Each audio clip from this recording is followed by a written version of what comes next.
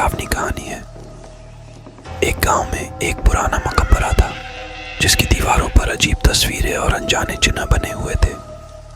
गांव के लोग इस कब्र को भयानक मानते थे और रात को उसके पास से गुजरते हुए भी डरते थे।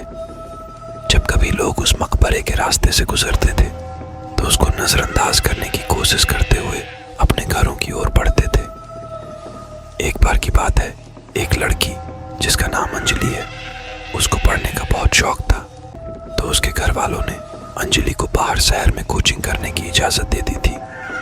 अब अंजलि सुबह स्कूल से कोचिंग करने के लिए गांव से शहर को जाती और शाम होते होते घर लौट जाती थी।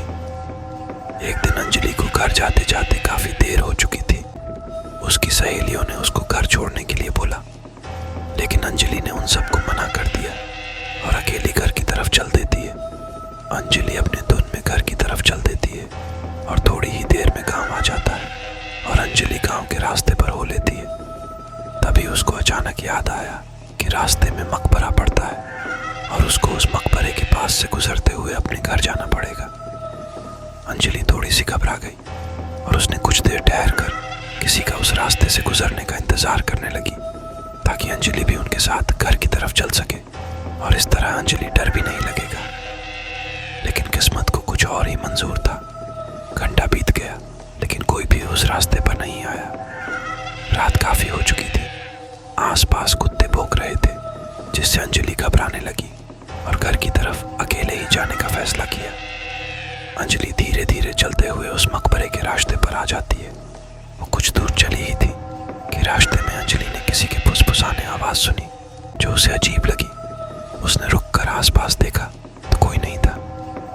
उसने सोचा, इतनी देर रात को कौन फुसफुसा रहा है और दिखाई भी नहीं दे रहा है। जब अंजलि को कोई नहीं दिखा तो वह अपने घर के रास्ते पर चलती रही और अपने गांव की तरफ बढ़ती रही। अंजलि ने सोचा, गांव में लोग जल्दी ही सो जाते हैं, इसलिए दूर दूर तक कोई नहीं दिख रहा होगा। लेकिन वो फुसफुसाने वाली आवाज कहाँ से आ रही थी? रात काफी हो चुकी थी और ठंडी हवा की सरसराहट उसको महसूस हो रही थी। अंजलि कुछ दूर चली ही थी कि उसे वो आवाज फिर से सुनाई देने लगी। उस आवाज को दोबारा सुन के अंजलि के दिल में डर बैठने लगा था। लेकिन अंजलि एक बहादुर और निडर लड़की थी। उसने सोचा, आसपास कोई है नहीं तो ये आवाज कहाँ से आ रही है, और उसने आवाज का पीछा करने की ठानी और अंजलि उस आवाज का पीछा करने लगती है। पीछा करते करते अचानक वह आवाज उसे एक मकबरे के पास पहुंचा देती है। अंजलि चौंक जाती है क्योंकि ये वही कब्र था जिससे सारे गांव वाले डरते थे। वह कब्र के पास पहुंचकर देखती है कि एक छोटा सा बच्चा वहां खड़ा है जिसके पास एक बड़ा सा किताब था। बच्चा किताब को पढ़ रहा था और उसकी आवाज से ही वह अजीब सा फुसफुसाहट सुनाई दे रहा था। अंजलि बच्चे के पास जाती है और पूछती है, तुम कौन हो? इतनी रात हो गई है और तुम यहाँ क्या कर रहे हो? तुम्हारा घर कहाँ है? बच्चा उसे देखता है और मुस्कुराते हुए बोलता है, मैं यहाँ अपनी दादी से कहानियाँ सुन रहा हूँ। वह हमेशा मुझे यहाँ लाती है और मुझे यहाँ के रहस्यों के बारे में बताती है और मुझे अच्छी अच्छी कहानियाँ सुनाती है। अंजलि हैरान हो जाती है और पूछती है, तुम्हारी दादी? कहाँ है तुम्हारी दादी? यहाँ तो कोई भी नहीं है। बच्चा हंसते हुए कहता है, मेरी दादी ने मुझे बताया है कि वह यहाँ की भूत है जिसे कोई देख नहीं सकता और ना ही सुन सकता है। अंजलि लड़के के बातों से घबरा जाती और लड़के को साथ लेकर भागने की कोशिश करती है। अंजलि भागने के लिए पीछे मुड़ी ही थी कि उसको जमीन हिलने का एहसास होता है। जब वह पलट कर देखती है तो उसकी आंखें फटी रह जाती है। अंजलि देखती है कि वहाँ की एक कब्र फटने लगता और उस कब्र से एक रोशनी बाहर आने लगता थी। अंजलि घबरा कर पसीने पसीने हो जाती है। तभी उस कब्र से भयानक आवाज आती है, कहाँ लेकर जा रही हो मेरे बेटे को? अंजलि डरती हुई बोलती है, कौन है वहाँ? तभी उस कब्र से एक बूढ़ी चुड़ैल औरत चमकती हुई रोशनी के साथ बाहर आती है। अंजलि डरने लगती है और बच्चे को कसकर पकड़ लेती है। बूढ़ी चुड़ैल बोली, तुम यहाँ किसकी तलाश में आई हो? अंजलि की तो हालत खराब थी। वो अपने सामने चुड़ैल को देखकर अंदर से हिल गई थी। फिर वो डरते डरते बोलती है, किसी की नहीं, मैं किसकी तलाश में आऊँगी? यहाँ से आवाज़ आ रही थी तो उसको सुनते सुनते यहाँ पहुँच गई। बूढ़ी चुड़ैल बोलती है, ओह अच्छा तो तुम यहाँ आवाज़ सुनकर आई हो। और इतना कहकर चुड़ैल शैतानी हंसी में हंसने लगती है।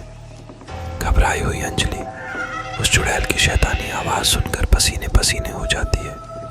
चुड़ैल ने बोला, तुम हम लोगों की आवाज़ सुन सकती हो, तुम्हारे अंदर कुछ तो बात है। तभी वो बच्चा अंजलि का हाथ जोर से पकड़ लेता और अंजलि को हल्की की मुस्कान देता है। अंजलि डरते हुए कहती है कि छोड़ो मुझे, घर के लिए देर हो रही है, मुझे अब घर जाना होगा। चुड़ैल ने बोला कि अब तुम अपने घर की तरफ जाकर क्या करोगी, हम तुमको एक अच्छी जगह लेकर जाएंगे। अंजलि घबराते हुए बोले, अच्छी जगह? कौन सी अच्छी जगह? मुझे कहीं नहीं जाना है, मुझे छोड़ो, मुझे घर जाना है। बच्चा बोला, हाँ हाँ हम घर ही जाएंगे, लेकिन हमारे घर। इतना कहकर दोनों हंसने लगते हैं। तभी बच्चा अंजलि को जोर से पकड़कर कब्र की तरफ खींचने लगता है।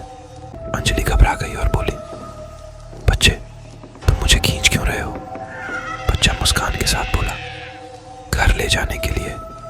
अंजलि घबराकर अपना हाथ छुड़ाने की कोशिश करने लगती है। अंजलि अपनी पूरी ताकत लगाती है, लेकिन हाथ छुड़ाने में नाकाम होकर रह जाती है। उसको समझ नहीं आ रहा था कि आखिर एक बच्चा उसका हाथ इतना जोर से कैसे पकड़ सकता है। फिर वो जोर जोर से चीखने चिल्लाने लगी और हाथ छुड़ाने की कोशिश करने लगी और छुड़ाते छुड़ाते जमीन पर गिर गई। तभी वो बच्चा अंजलि को और जोर से पकड़कर जमीन से घसीटने लगता है और कब्र की तरफ ले जाने लगता है। अंजलि उसको छोड़ने के लिए उनसे मिन्नतें करती है, लेकिन उन दोनों ने अंजलि की एक न सुनी और देखते ही देखते बच्चे ने अंजलि को घसीटकर कब्र के बगल में ले आता है। अब अंजलि समझ चुकी थी कि उसके साथ क्या होने वाला है, लेकिन अब बहुत देर हो चुकी थी। सारे दाव पेच खेलने के बाद अंजलि थक कर पस्त हो चुकी थी, मानो उसके अंदर की शक्ति ही खत्म हो चुकी थी। बच्चे ने चुड़ैल से इशारे में इजाजत मांगा और उस अंजलि को कब्र के अंदर खींचने लगा। अंजलि रोती और बिलखती रही, लेकिन उस चुड़ैल को उस पर तरस नहीं खाया। आखिरकार उन्होंने अंजलि को कब्र के अंदर खींच लिया और धीरे धीरे कब्र बंद होने लगा। अंजलि अपनी आंखों से कब्र बंद होता हुआ देख रही थी, लेकिन अफसोस वो कुछ कर नहीं सकती थी। चुड़ैल भी उड़ते हुए कब्र के अंदर चली जाती और कब्र पहले की तरह हो जाता है। और इस तरह एक बहादुर लड़की का अंत हुआ। दोस्तों, क्या अंजलि के घर वाले उसको खोज पाएंगे? क्या अंजलि जिंदा बच पाएगी? ये सब जानेंगे कहानी के अगले भाग में। तब तक बने रहिए हमारे साथ। वीडियो को लाइक और चैनल को सब्सक्राइब ज़रूर कीजिए। ऐसी भूतिया कहानी के लिए पिछली वीडियो ज़रूर देखें। धन्यवाद।